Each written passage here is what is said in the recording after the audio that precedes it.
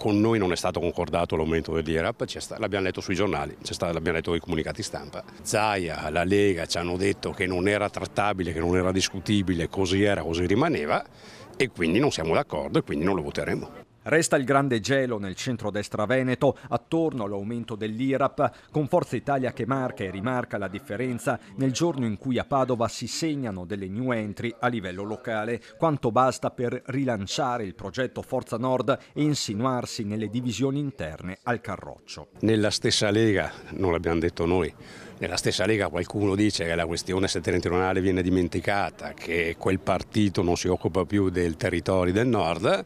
Invece Forza Nord, con l'approvazione di Antonio Tajani, sta a dire proprio questo, cioè che comunque noi ci occupiamo molto del Nord. Ma le stoccate sono continue e riguardano anche l'ordine del giorno passato alla Camera con cui la Lega chiede allo Stato di subentrare in futuro nella gestione e negli oneri della pedemontana veneta. Al contrario dell'autonomia, perché passare allo Stato una concessione autostradale regionale insomma non è esattamente uno spirito autonomista.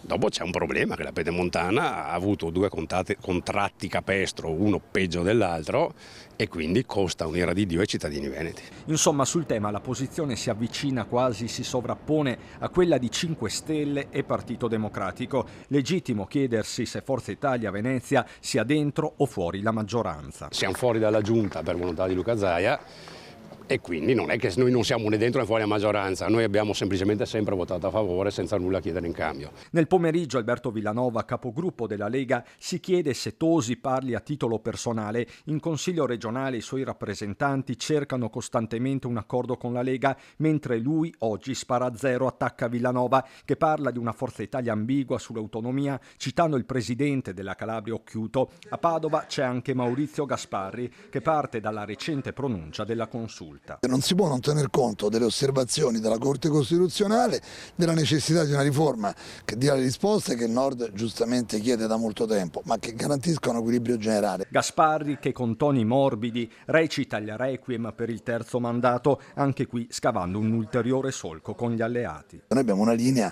sui 2 mandati che riguarda in generale la questione, non è una obiezione ad personam che non abbiamo assolutamente.